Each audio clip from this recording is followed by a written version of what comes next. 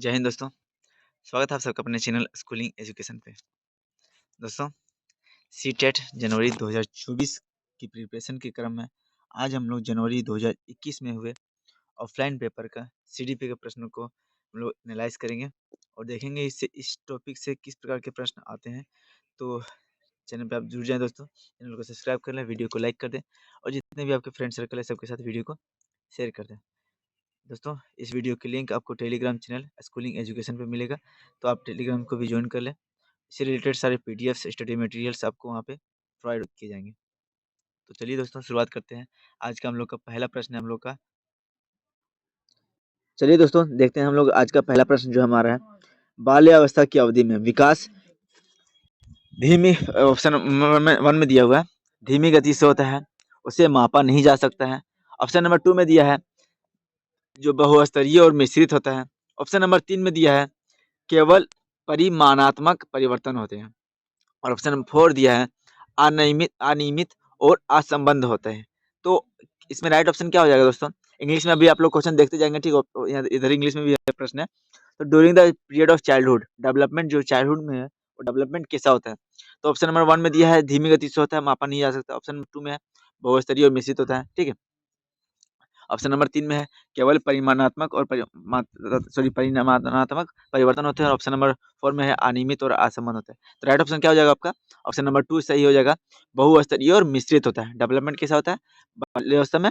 तो ये बहुस्तरीय और मिश्रित होता है, is multi layered and complex, ठीक है? अब नेक्स्ट नंबर में देखते हैं, क्वेश्चन नंबर 2 में है जोन ऑफ प्रॉक्सिमल डेवलपमेंट, ठीक है? Zone of proximal development ZPD, ठीक। ऑप्शन में दिया हुआ है 1 में है बच्चों के वर्तमान स्तर पर स्वतंत्र प्रदर्शन और वयस्क व अधिक कौशल वाले समकक्षों की सहायता से बच्चे द्वारा उपार्जित किए जाने वाला प्रदर्शन के मध्य का क्षेत्र। 2 में दिया है विभिन्न प्रकार के कार्यों जो कि अपने आयु के अनुसार बच्चे को करना चाहिए परंतु वह नहीं कर सकता। ऑप्शन नंबर 3 में दिया है वह प्रक्रिया जिसमें शुरू में विभिन्न समझ वाले दो व्यक्ति समान समझ पर पहुंचते हैं। ऑप्शन नंबर 4 में दिया है वह प्रक्रिया जिसमें बच्चे समाज के वयस्कों सदस्यों और द्वारा निर्धारित विधि से कार्य करते हैं। तो zone of proximal development English में भी आप लोग यहाँ पे प्रश्न देख, ऑप्शन दिए हुए दोस्तों देख लीजिएगा। जेडपीडी होता है क्या है, पहले ये चीज देखते हैं, ठीक है? कोई बच्चा है, ठीक है, अपने कार्य के द्वारा वह इतना कार्य कंप्लीट कर पाता है, ठीक है, इतना इतना दूर तक वह पहुंच पाता है, ठीक। उसको बाहर से कोई हेल्प मिलती है, पीयर ग्रुप से या फिर उससे ज़्यादा समझदार व्यक्ति से या बड़े व्यक्ति से हेल्प मिलती है, तो वह इस लेयर तक पहुंच सकता है, ठीक। तो इसी लेयर को हम लोग क्या बोलते हैं? जोन ऑफ प्रोक्सिमल डेवलपमेंट, ठीक है। तो इसमें यह कौन सा ऑप्शन में सही है? तो ऑप्शन नंबर 1 में दिया है दोस्तों, बच्चों के जो वर्तमान स्तर है पर स्वतंत्र प्रदर्शन के द्वारा कार्य करता है, ठीक है, और वयस्कों के अधिक कौशल वाले समकक्षों की सहायता से उपार्जित किए जाने वाला प्रदर्शन के मध्य का क्षेत्र होता है, ठीक है। तो इसको हम लोग क्या बोलते हैं? ZPD, zone of proximal development बोलते हैं। इंग्लिश में भी वही दिया हुआ दोस्तों, ठीक है, देखते जाएंगे इंग्लिश में भी आप लोग। 3 नंबर में है दोस्तों, जीन पियाजे के अनुसार बच्चे अमूर्त संक्रियात्मक अवस्था में, बच्चों का जो अमूर्त संक्रियात्मक अवस्था है उसमें कौन सा गुण होता है, ठीक। पहला में दिया है परिकल्पित निगमनात्मक तर्क और परिज्ञापित चिंतन करने में समर्थ। ऑप्शन नंबर 2 में दिया है केंद्रीकरण और अनुत्क्रमणीय सोच से आबद्ध है।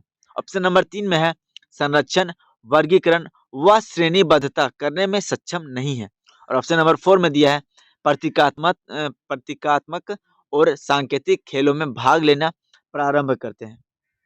तो जीन पियाजे के अनुसार जो है अमूर्त संक्रियात्मक अवस्था है, इसमें इसकी बात कर रहा है। तो जीन पियाजे ने 4 अवस्था दिया था, ठीक है, तो उसी में से आपका एक अमूर्त संख्यात्मक अवस्था है दोस्तों। इसमें जो बच्चों में कौन सा गुण हो जाता है, कौन सा विकास हो जाता है? तो इसमें हम लोग देते हैं परिकल्पित निगमनात्मक तर्क और प्रज्ञापित चिंतन करने में समर्थ हो जाते हैं बच्चे।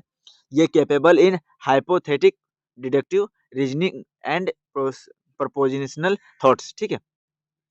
ऑप्शन नंबर 1 सही हो जाएगा आपका। अब दिया है क्वेश्चन नंबर 4 ने लॉरेंस कोलबर्ग, ठीक है, लॉरेंस कोलबर्ग के नैतिक विकास के सिद्धांत के अनुसार व्यक्ति किस अवस्था में है जब वह विश्वास करता है कि वर्तमान सामाजिक प्रणाली को सक्रियता पूर्वक बनाए रखने से धनात्मक मानवीय संबंध और सामाजिक वर्ग सुरक्षित रहता है। ऑप्शन नंबर 1 में दिया है दंड और आज्ञा पालन अभिविन्यास। ऑप्शन नंबर 2 में दिया है सामाजिक क्रम अवस्था अभिविन्यास, और ऑप्शन नंबर 3 में दिया है आंतरिक उद्देश्य अभिविन्यास। ऑप्शन नंबर 4 में दिया है सार्वभौमिक नैतिक सिद्धांत अभिविन्यास। तो जो लॉरेंस कोलबर्ग है, उसी उसके जो हम लोग देखते हैं उसने उसके नैतिक विकास के सिद्धांत में जो वर्तमान सामाजिक प्रणाली है, ठीक है, उसको सक्रियता पूर्वक बनाए रखना है, ठीक है, उसमें चेंजेस नहीं करना है।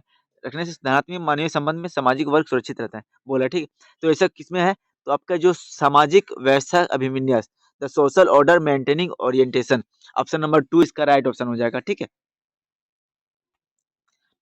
अब क्वेश्चन नंबर 5 की बात करें, हार्वर्ड गार्डनर के बहुबुद्धि सिद्धांत के अनुसार निम्नलिखित में से कौन सा जोड़ा बुद्धि के प्रकार और अंतः स्थिति अनुपालन संभावना के अनुसार सही है, ठीक है। ऑप्शन नंबर 1 में है बुद्धि, एक साइड बुद्धि के प्रकार दिए हैं और एक साइड क्या दिया है, अंतः स्थिति अनुपालन संभावना दिया है, ठीक। तो पहला दिया है स्थानिक, यह बुद्धि किसमें होती है, मनोविज्ञान। ऑप्शन नंबर 2 में दिया है अंतर्वैयक्तिक, यह बुद्धि विक्रेता के बारे में बता रहा है।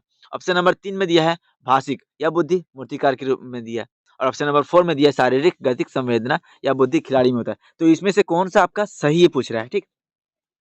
तो जो शारीरिक गति संवेदना दोस्तों, यह खिलाड़ी में पाया जाता है, ठीक है।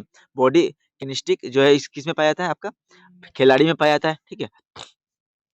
तो इसका राइट ऑप्शन हो जाएगा आपका ऑप्शन नंबर 4 सही हो जाएगा, ठीक है।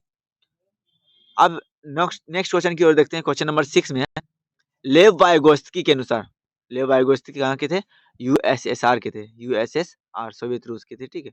तो लेव वाइगोत्स्की वहाँ के थे, तो इन्होंने सामाजिक सांस्कृतिक जो सिद्धांत दिया वो दिया है, ठीक। तो वो इसमें बोल रहे हैं कि बच्चों के संज्ञानात्मक विकास में भाषा की एक महत्वपूर्ण भूमिका होती है। ऑप्शन नंबर 2 में दिया है बच्चे भाषा अधिग्रहण अंतर द्वारा भाषा सीखते हैं। ऑप्शन नंबर 3 में दिया है बच्चों का संज्ञानात्मक विकास चरणों में होता है। और ऑप्शन नंबर 4 में दिया है स्कीमा के परिकल्पन से बच्चे में संज्ञानात्मक विकास अक्सर होता है, अग्रसर होता है, ठीक है। यहाँ पे भी इंग्लिश में दिया हुआ है, तो आप लोग देखते जाएंगे, ठीक है, इंग्लिश वाले इंग्लिश में देखते जाएंगे दोस्तों, ठीक। इसमें किसमें लेव वाइगोत्स्की है, उसके अनुसार कौन सा सही होगा आपका, तो ये आपका ऑप्शन नंबर 1 सही हो जाएगा। बच्चों में संज्ञानात्मक विकास में जो है भाषा की एक क्या है, एक अपनी महत्वपूर्ण भूमिका होती है, ठीक है। ऑप्शन नंबर 1 सही हो जाएगा। नेक्स्ट है दोस्तों क्वेश्चन नंबर 7, एक प्रगतिशील कक्षा में शिक्षण अधिगम प्रक्रिया के दौरान अधिगमकर्ताओं का मूल्यांकन डैश है।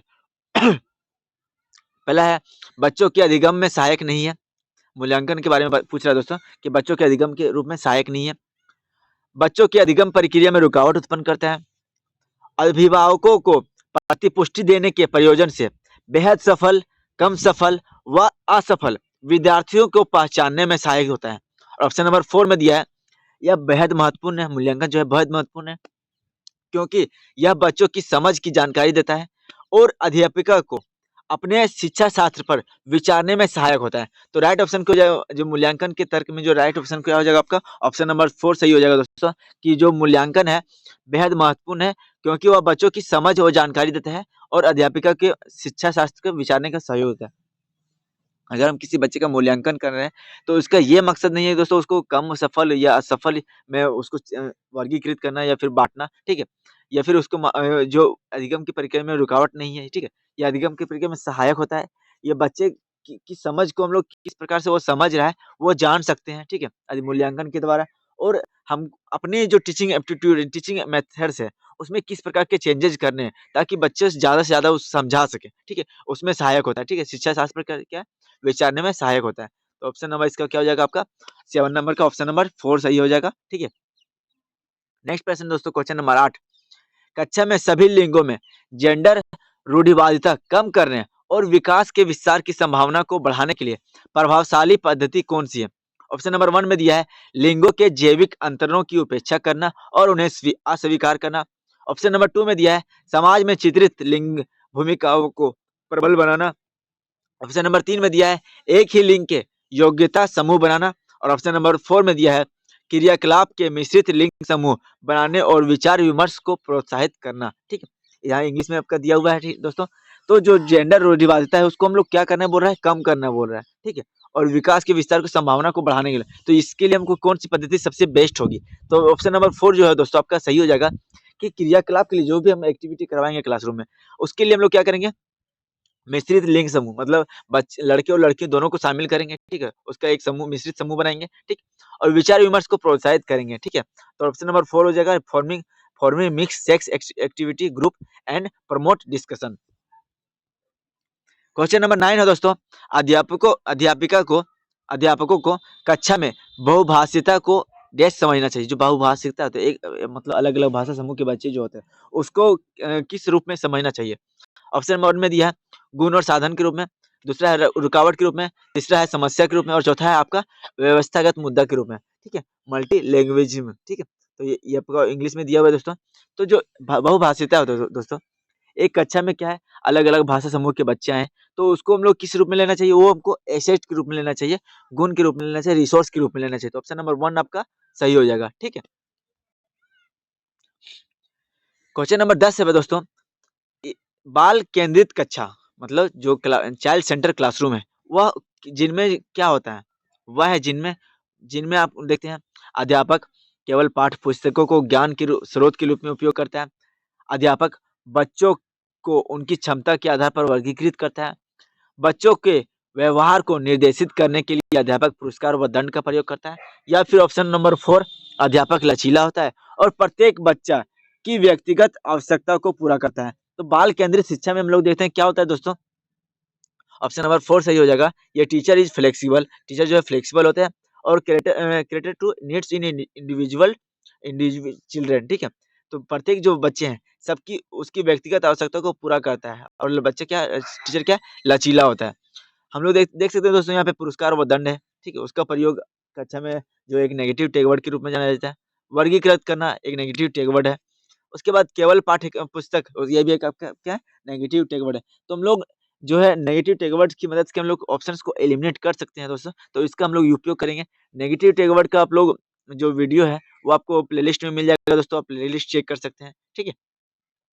क्वेश्चन नंबर 11 की बात कर रहे हैं, किस मनोविज्ञान के अनुसार बच्चों के संज्ञानात्मक विकास में सांस्कृतिक उपकरण का महत्वपूर्ण भूमिका निभाते हैं? जो सांस्कृतिक उपकरण का बात किसने कौन से विद्वान ने किया है? तो लेव वाइगोत्स्की, जीन पियाजे, अल्बर्ट ब्रूनर्स और बीएफ स्किनर। तो जो कल्चरल टूल्स है दोस्तों इसकी बात किसने की थी? तो अपने आपके जो कल्चरल टूल की बात लेव वाइगोत्स्की ने की थी। ऑप्शन नंबर 1 इसका हो जाएगा, आपका सही हो जाएगा, ठीक? नेक्स्ट प्रश्न है दोस्तों क्वेश्चन नंबर 12 की। तो आंशिक रूप से दृष्टि मतलब एक बच्चा है जिसको कम दिखाई देता है पर आंशिक मतलब बहुत कम दिखाई देता है, ठीक है? विद्यार्थी के लिए निम्नलिखित में कौन सी अधिगम सामग्री जो है उपयुक्त नहीं है? कौन सी अधिगम सामग्री का उपयोग नहीं करना चाहिए उसके लिए, ठीक?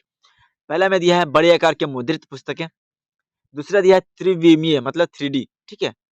3D, थ्री डायमेंशनल जो नक्शे हैं का चार्ट बन देना और ऑप्शन नंबर 3 में है बोलती पुस्तकें, स्पर्शीय सूचना पट और ऑप्शन नंबर 4 में दिया है छोटी मुद्रित वाली कार्यशीट। तो कोई बच्चा अगर मतलब देख रहा है पर हल्का उसको कम दिखाई दे रहा है, तो उसके लिए हम लोग को बड़े आकार में मुद्रित पुस्तकें चाहिए, ठीक है? 3D चार्ट चाहिए, ठीक है? स्पर्श करके वो छू सके, उसे सूचना पट होना चाहिए। लेकिन जो छोटी मुद्रा वाली कार्यशीट है, वो उसका उपयोग हम लोग उसके लिए नहीं कर सकते हैं, ठीक है? आंशिक दृष्टि वाले बच्चे के लिए। तो ऑप्शन नंबर इसका 4 सही हो जाएगा। आंशिक दृष्टि वाले बच्चों के लिए छोटी वाली मुद्रा वाली कार्डशीट हमको प्रयोग नहीं करना चाहिए। अब क्वेश्चन नंबर 13 की बात करें दोस्तों, समावेशी कक्षा में के पीछे अंतर्निहित विचार कौन-सा है? जो इंक्लूसिव एजुकेशन है उसके पीछे जो विचार विचार है आपका, वो कौन-सा है? इधर इंग्लिश में दिया हुआ है दोस्तों आप लोग पढ़ लेंगे। बच्चों को उनकी योग्यता के आधार पर पृथक करना और व्यावसायिक प्रशिक्षण का प्रबंध करना। ऑप्शन नंबर 2 में दिया है बच्चों की अक्षमता के आधार पर उनकी सीमाओं की पहचान करने के लिए उन्हें नामांकित करना। ऑप्शन नंबर 3 में दिया है अलग-अलग अक्षमताओं अक्षमताओं वाले बच्चों के लिए विशिष्ट शैक्षिक संस्थान का प्रावधान करना। ऑप्शन नंबर 4 में दिया है दार्शनिकता की सभी बच्चों को नियमित विद्यालय में समान शिक्षा पाने का अधिकार है। तो जो समावेशी शिक्षा है जो है दोस्तों, उसमें क्या है कि जो पिछड़े बच्चे हैं या फिर अ, हैंडीकैप्ड बच्चे हैं या फिर जो भी है अवांछनीय बच्चे हैं, सबको जो अलग-अलग अक्षमता वाले बच्चे हैं, सबको एक समान शिक्षा पाने का अधिकार है नियमित विद्यालय में। जो रेगुलर स्कूल है दोस्तों, इक्वल स्कूल, वहाँ पे हम लोग देखते हैं उसको क्या करें, उसके लिए भी उसी स्कूल में पढ़ने का जो है व्यवधान करना चाहिए, व्यवस्था करना चाहिए। तो ऑप्शन नंबर 4 इसका सही हो जाएगा, ठीक है? अब हम लोग देखते हैं क्वेश्चन नंबर 14 की बात करें दोस्तों, नेक्स्ट प्रश्न प्रतिभाशाली और सृजनात्मक बच्चों की आवश्यकता के लिए किस प्रकार संबोधित किया जाता है? ठीक है, ऑप्शन में दिया है दोस्तों, चुनौतीपूर्ण कार्य और निराशा दूर करने के लिए क्रियाकलाप देकर, वे प्रश्न देकर जिनमें अभिमुखी चिंतन की आवश्यकता होती है, प्रश्न हल करने के लिए विशिष्ट निर्देशन उपलब्ध कराकर, या फिर रटने पर आधारित परीक्षा देकर। तो इसमें जो प्रतिभाशाली बच्चे हैं दोस्तों या फिर सृजनात्मक बच्चे हैं, तो उसकी आवश्यकता को किस प्रकार संबोधित किया जा सकता है? इधर इंग्लिश में दिया हुआ है, आप इंग्लिश में देख लेंगे दोस्तों। तो इसमें राइट ऑप्शन क्या हो जाएगा? Giving challenging task. जो चैलेंजिंग वाला टास्क होगा वो हम बच्चे को देंगे और और एक्टिविटी कराएंगे, ताकि जो बोर्डम है, जो उसकी निरसता है, वो दूर हो सके। ठीक है, ऑप्शन नंबर इसका क्या हो जाएगा? ऑप्शन नंबर 1 सही हो जाएगा। ठीक है, यहाँ अभिमुखी चिंतन दिया हुआ है, कन्वर्जेंट थिंकिंग। यहाँ पे डाइवर्जेंट थिंकिंग होना चाहिए था दोस्तों, ना कि कन्वर्जेंट थिंकिंग। ठीक है, तो इसका ऑप्शन नंबर 1 सही हो जाएगा आपका। अब यहाँ दोस्तों दिया हुआ है पठन वैकल्य, डिसलेक्सिया। ठीक है, children children with dyslexia can be identify bye. जो बच्चों में पठन वैकल्य जो होता है, बच्चे जो पढ़ने में क्षमता होती है, उसकी पहचान किस प्रकार कर सकते हैं? ऑप्शन 1 दिया है, उसके सामाजिक एवं सांस्कृतिक संदर्भ को जान करके। ऑप्शन नंबर 2 में दिया है पूर्ण शारीरिक स्वास्थ्य परीक्षण द्वारा। ऑप्शन नंबर 3 में दिया है उस उसके पढ़ने और लिखने की कौशलता के विश्लेषण से। ऑप्शन नंबर 4 में दिया है उसकी जटिल व उच्च स्तरीय समस्याओं को हल करने की क्षमता का आकलन करके। तो पठन वैफल्य जो बच्चे हैं, पढ़ने में विफल है, ठीक है, उससे बच्चों को हम लोग किस प्रकार से उसका पहचान कर सकते हैं? तो उसके पढ़ने और लिखने की जो कौशलता है, के विश्लेषण करने के बाद हम लोग पहचान सकते हैं, क्योंकि ऐसे बच्चे दोस्तों नॉर्मल ही होते हैं। ठीक है, सामान्य, उसमें कोई मतलब हैंडीकैप नहीं होता है। ठीक है, लेकिन जो पढ़ने और लिखने की कौशलता है, उसके आधार पे हम लोग जान सकते हैं। आप सामने से देख के ये नहीं बोल सकते कि ये पठन पठन विफल है या इसको डिसलेक्सिया है, जब तक कि उसका हम लोग पढ़ने और लिखने की कौशलता का विश्लेषण ना कर पाएँ। आप लोगों ने देखा होगा दोस्तों वो फ़िल्म तारे ज़मीं पर, जो बच्चा है निशांत, ठीक है? उसमें उस बच्चे को जो डिसलेक्सिया की समस्या होती है, तो वो पठन वैफल्य की समस्या होती है, तो उसको, वो तो एक नॉर्मल बच्चा होता है, लेकिन उसकी जब तक कॉपी मास्टर टीचर ने चेक नहीं की, तब उसके बाद उसका लिखने की क्षमता, पढ़ने की क्षमता वो नहीं देख ले, तब तक उसको पहचान नहीं किया जा सका। ठीक है, तो यही है कि आपका जो पढ़ने और लिखने की जो कौशलता है, उसमें विश्लेषण, उसके विश्लेषण से हम लोग पठन वैकल्पिक बच्चे की पहचान कर सकते हैं। क्वेश्चन नंबर 16 है दोस्तों, प्रतिकूल परिस्थिति से और वांछित पृष्ठभूमि वाले अधिगमकर्ताओं को संबोधित करने के लिए निम्नलिखित में से कौन सी पद्धति प्रभावशाली नहीं है? पहला दिया है, यहाँ पे पूछ रहा है दोस्तों, प्रभावशाली नहीं है। ठीक है, ऑप्शन नंबर 1 दिया है अधिगमकर्ताओं से बातचीत करके उसकी आवश्यकता और उनके सम्मुख आई समस्याओं का, चुनौतियों का सामना करना, समझाना। ठीक है, 2 में दिया है अधिगमकर्ताओं को विद्यालय के बाहर ट्यूशन पढ़ने के लिए कह देना, जिससे कि अध्यापक उन पर अधिक ध्यान ना देना पड़े। ऑप्शन नंबर में 3 में दिया है विद्यार्थी को संतुलित चुनौतीपूर्ण लक्ष्यों के लिए प्रेरित करना और उपयुक्त शिक्षण सहायता उपलब्ध कराना। ऑप्शन नंबर 4 में दिया है कार्यकलापों के लिए सहयोगी समूह बनाना और विद्यार्थियों के लिए एक दूसरे के समर्थन के लिए प्रोत्साहित करना। तो प्रतिकूल परिस्थितियों और वांछित पृष्ठभूमि वाले जो बच्चे दोस्तों, जिसको ज्यादा हेल्प की जरूरत है, ठीक है, ज्यादा टेंशन की जरूरत है हमारी, तो उसको संबोधित करने के लिए कौन सी प्रभावी नहीं है? तो बच्चों को ट्यूशन पढ़ने के लिए बोल देना, बाहर जाके ट्यूशन पढ़ो, ताकि हम तुम पर ज़्यादा ध्यान ना दें, दूसरे टीचर ध्यान दें। तो ये एक गलत है दोस्तों। ऑप्शन नंबर 2 इसका गलत सही हो जाएगा आपका। ठीक है, asking to learner to enrol for tuition outside the school so that the teacher does not have to pay much attention to them. ठीक, तो ये आपका एक प्रभावशाली रणनीति नहीं है। ठीक है, आप क्वेश्चन नंबर 17 की बात करें दोस्तों, बच्चों के अधिगम में शारीरिक स्वास्थ्य और सांवेगिक अवस्था, ठीक है, physical and emotional health of children, there there learning. Option question number 1 में, ऑप्शन नंबर 1 में दिया है का कोई प्रभाव नहीं होता है, एक महत्वपूर्ण भूमिका है, कोई आपसी संबंध नहीं है, या फिर इसकी भूमिका नगण्य। तो जो बच्चों की जो अधिगम है, शारीरिक स्वास्थ्य और सांवेगिक अवस्था है, जो इमोशनल हेल्थ है, फिजिकल हेल्थ है, उस वो जो है क्या, किस प्रकार रोल निभाता है दोस्तों? तो ये एक महत्वपूर्ण भूमिका निभाता है। ठीक है, बच्चों की जो सांवेगिक अवस्था में, किसमें बहुत महत्वपूर्ण भूमिका निभाता है? अधिगम में। ठीक है, ये प्ले एज इम्पोर्टेंट रोल। ठीक है, क्वेश्चन नंबर 18 है दोस्तों, कक्षा में अर्थपूर्ण अधिगम को प्रोत्साहित करने के लिए अध्यापिका को डैश, ठीक है। ऑप्शन नंबर 1 में दिया है विद्यार्थी के, अब इसको बड़ा कर लेते हैं दोस्तों। हाँ, क्या बोल रहे हैं, कक्षा में जो अर्थपूर्ण अधिगम को प्रोत्साहित करने के लिए अध्यापकों को क्या करना चाहिए। 1 में दिया है विद्यार्थियों की सहायता करनी चाहिए कि वह अपने मनोभाव और अभिप्रेरणा को सुव्यवस्थित कर पाए। ऑप्शन नंबर 2 में दिया है उसके प्रदर्शन के आधार पर वर्गीकृत और नामांकित करके योग्यता समूह को बनाना। ऑप्शन नंबर 3 में दिया है विद्यार्थियों में संवाद और परिचर्चा को प्रोत्साहित करना और जिससे कि वो परिप्रेक्ष्य करने में सशक्त हो। और ऑप्शन नंबर 4 में दिया है कक्षा में विविधता की उपेक्षा करके शिक्षण की मानक विधि को अपनाना चाहिए। तो जो अर्थपूर्ण मीनिंगफुल लर्निंग है दोस्तों, इन क्लासरूम टीचर शुड क्या करना चाहिए, टीचर को उसकी जो बच्चा है सहायता करनी चाहिए, मनोभाव को अभिप्रेरणा को सुव्यवस्थित कर पाए। ऑप्शन नंबर 1 तो सही होगा दोस्तों, ठीक है। ऑप्शन नंबर उसका फिर 2 में क्या बोल रहा है वर्गीकृत और नामांकित करके योग्यता समूह बनाना, ये आपका गलत है। तो ऑप्शन नंबर 2 जो है जिसमें जिसमें आपका 2 है वो कट जाएगा, ठीक है।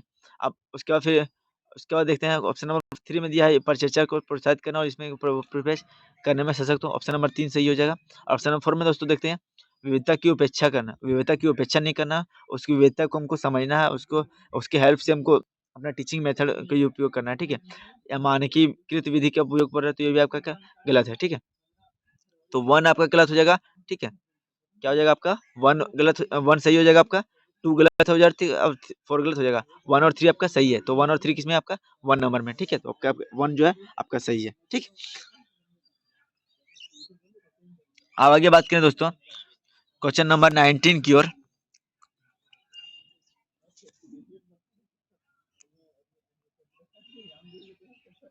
क्वेश्चन नंबर 19 की बात करें, अधिगम एक डैश और डैश प्रक्रिया है। Learning is a dash and dash process, ठीक है। पहला में दिया जटिल और सक्रिय, सरल और रेखीय, सरल और व्यक्तिगत, और चौथा में जटिल और निष्क्रिय। तो जो लर्निंग प्रोसेस है दोस्तों वह किस प्रकार का है, आपका कॉम्प्लेक्स है एंड एक्टिव है, सक्रिय प्रक्रिया, बच्चों को उसमें सक्रिय रखकर अधिगम किया जाता है, ठीक है। अधिगम क्या है, एक जटिल और सक्रिय प्रक्रिया। और ऑप्शन नंबर 1 आपका सही हो जाएगा। क्वेश्चन नंबर 20 की बात करें, अपनी कक्षा में अर्थपूर्ण अधिगम को सुसाध्य बनाने के लिए अध्यापिका को अपनी कक्षा में सामाजिक, सांस्कृतिक और भाषाई विविधता को क्या करना चाहिए, टालना चाहिए, उपेक्षित करना चाहिए, समझना चाहिए या फिर अनदेखा करना चाहिए। ये teacher should dash the social, cultural, religion and linguistic diversity in her classroom to facilitate meaningful learning. तो क्या करना चाहिए, तो हम लोग देखते हैं जो हमारे जो सामाजिक प्रक्रिया है, सांस्कृतिक है और धार्मिक है, भाषा विविधता को क्या करना चाहिए, समझना चाहिए। ऑप्शन नंबर 3 इसका सही हो जाएगा, ठीक है। अंडरस्टैंड करना चाहिए, ना कि उसको टालना चाहिए, ना ही उपेक्षित करना चाहिए, ना फिर अनदेखा करना चाहिए। अब क्वेश्चन नंबर 21 की बात करें दोस्तों, क्वेश्चन नंबर 21 की बात करें, कक्षा में प्रभावशाली अधिगम के लिए डैश वातावरण की रचना करना चाहिए बजाय डैश वातावरण के, ठीक है। Important, it is important to create dash learning environment in classroom rather than dash one. इसमें बोले सहयोगी और दूसरा में है प्रतिस्पर्धिक, प्रतिस्पर्धिक या फिर सहयोगिक, भयावह या सुसाध्य, प्रतिस्पर्धिक और सुसाध्य। तो यहाँ क्या बोल रहा है, जो पहला में एक भरेगा, दूसरा में दूसरा भरेगा, ठीक है। तो कक्षा में प्रभावशाली अधिगम के लिए वातावरण की किस प्रकार के वातावरण चाहिए, हमको सहयोगिक वातावरण चाहिए, कोलैबोरेटिव एनवायरनमेंट चाहिए, ठीक है, ना कि प्रतिस्पर्धी, ना ही कॉम्पिटिटिव, ठीक है। ऑप्शन नंबर इसका 1 सही हो जाएगा आपका। Important to create collaborative learning environment in the classroom rather than competitive. तो ऑप्शन नंबर 1 सही हो जाएगा। अब बात करें 22 की बात करें, तो निम्नलिखित में कौन सा उदाहरण विद्यार्थियों के लिए अधिगम के लिए अभिप्रेरित करने के लिए प्रभावशाली पद्धति है। जो कौन सा उदाहरण जो है दोस्तों विद्यार्थी को अधिगम के लिए अभिप्रेरित करने के लिए प्रभावशाली पद्धति है। तो 1 में है पाठ उपलब्ध कराना, विशेषकर जब बच्चे कोई नया कौशल सीख रहे हो। दूसरा में दिया है सीखने से ज्यादा पूर्ण करने पर बल देना चाहिए। तीसरा में दिया कार्य देना चाहिए, वो कार्य देना चाहिए जो बहुत सरल हो। और तीसरा में दिया प्रतियोगिता के लिए बहुत से अवसर उत्पन्न करना चाहिए। तो 22 नंबर में देखते हैं दोस्तों हम लोग, जो बच्चे कोई नया चीज सीख रहे हो, ठीक है, तो उसमें हमको क्या करना चाहिए, उसको हेल्प देना चाहिए, उसके फोल्डिंग देना चाहिए, पाठ उपलब्ध कराना चाहिए, ठीक है। तो विशेषकर विद्यार्थी नया कौशल सीख रहे हैं। तो ऑप्शन नंबर 22 की बात करें तो ऑप्शन नंबर 1 सही हो जाएगा आपका क्वेश्चन नंबर 22 का, ठीक है। प्रोवाइडिंग स्कैफोल्डिंग स्केफली when student learn a new skill. अब क्वेश्चन नंबर 23 की बात करें तो बच्चे के चिंतन के विषय में निम्नलिखित में से कौन सा कथन सही नहीं है? क्या बोल रहा है? सही नहीं है वह, ठीक है? Not is correct. बच्चे अपने आसपास की विविध घटनाओं के बारे में स्वयं ही सिद्धांतों की रचना करते हैं।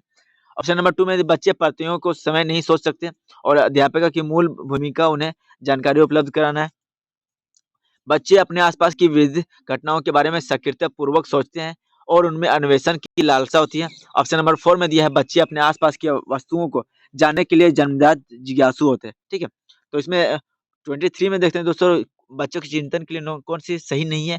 तो यहाँ पे देखते हैं दोस्तों ऑप्शन नंबर 2 में जो बात कर रहा है बच्चे स्वयं नहीं सोच सकते। यार बच्चों में बहुत ज़्यादा थिंकिंग होता है, वो स्वयं सोच सकते हैं दोस्तों। यहाँ पे क्या बोल रहा है अध्यापक की मूल भूमिका क्या है कि जानकारी सिर्फ़ जानकारी उपलब्ध कराना। तो ये भी आपका क्या है एक नेगेटिव है, ठीक है? तो ऑप्शन नंबर 2 इसका क्या हो जाएगा? यही सही नहीं है, बाकी बात सारे सही है, ठीक है? जिन पे आ जाए तो बच्चों को नन्हा वैज्ञानिक बोलते हैं, ठीक? तो यहाँ पे ये भी आपका सही है, ये भी सही है, ये भी 1 भी सही है, 1, 3, 4 सही है लेकिन आपका 2 क्या है? यह गलत है। तो आपका ऑप्शन नंबर 2 हो जाएगा, ठीक है? अब नेक्स्ट प्रश्न की बात करें 24 की ओर। बच्चों का विद्यालय में असफल होना, बच्चा अगर विद्यालय में असफल हो रहा है तो क्या है? यहाँ पे क्या बता रहा है? प्रस्तावित करता है कि वांछित पृष्ठभूमि वाले बच्चों में अधिगम का सामर्थ्य नहीं होता है। मतलब जो बच्चे डिस्पेरिव बैकग्राउंड से आते हैं, ठीक है, वांछनीय पृष्ठभूमि वाले बच्चे, उसमें अधिगम का सामर्थ्य नहीं होता है। ऑप्शन नंबर 2 में बोल रहा है निर्दिष्ट करता है कि विद्यालय इन बच्चों की आवश्यकताओं की रुचि की पूर्ति करने में समर्थ नहीं है। कि जो विद्यालय जो है इन बच्चों की आवश्यकताओं को पूर्ति करने में रुचि की जो रुचि है उसकी पूर्ति करने में सामर्थ्य नहीं है। ऑप्शन नंबर 3 में दिया है इन बच्चों में आनुवांशिक पैदाइशी कमी है, इन्हें विद्यालय से निकाल देना चाहिए।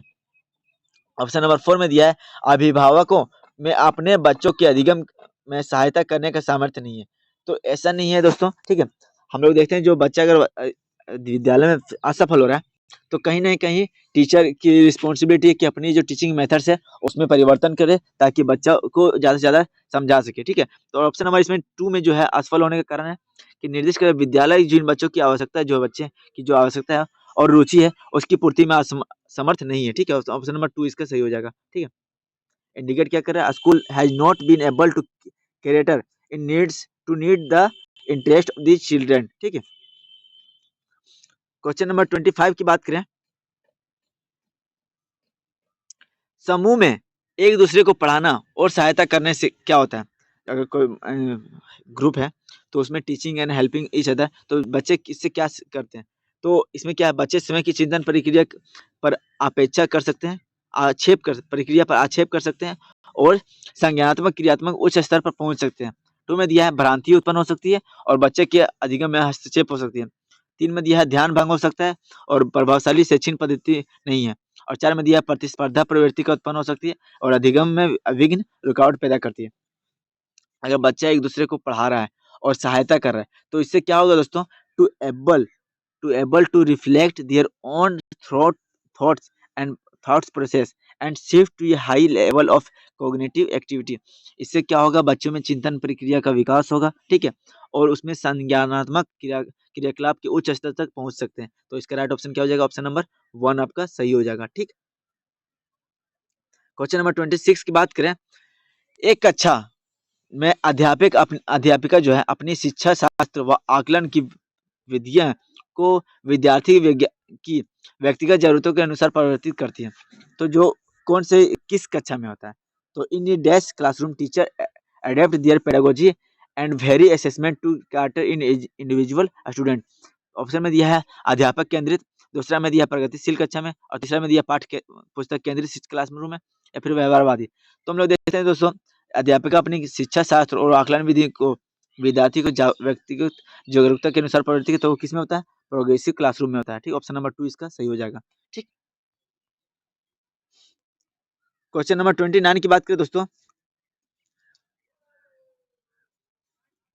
29 की बात करें, विकास के विषय में निम्नलिखित में कौन सा कथन सही है? पहला में दिया है बच्चों के विकास में बहुत सी सांस्कृतिक विविधता होती है। ऑप्शन नंबर 2 में दिया है संसार में सभी बच्चों का विकास एक ही क्रम और सुनिश्चित समय से होता है। ऑप्शन नंबर 3 में दिया है विकास सुरुचिपूर्ण सुव्यवस्थित समूह की आवश्यकताओं को पुनर्निश्चित आनुवंशिक घटकों के कारण होता है। और ऑप्शन नंबर 4 में दिया है विकास एक सरल और एक दिशीय प्रक्रिया। तो इसमें क्या हो जाएगा 27 का दोस्तों हम लोग देखते हैं 27 का क्या हो जाएगा। जो विकास जो है कौन सा कथन सही है, तो विकास एक क्या है विकास में बच्चों के विकास में बहुत सी सांस्कृतिक विविधता होती है। There is a lot of cultural diversity in development of children. Option number इसका 1 सही हो जाएगा। ठीक है 28 की बात करें दोस्तों, निम्नलिखित में से मध्य बाल अवस्था के मुख्य प्रमाण चिन्ह कौन सा है। मध्य बाल अवस्था, ठीक है, मिडिल चाइल्डहुड की बात करें तो इसमें प्रतीकात्मक खेल का उभरना, तर्कसंगत विचारों को विकास जो कि प्राकृतिक रूप से मूर्त है। 3 में पेशीय कौशल और समग्र शारीरिक विकास की तेजी होता है। और 4 नंबर में वैज्ञानिक तर्क और अमूर्त रूप से सोचने की क्षमता का विकास होता है।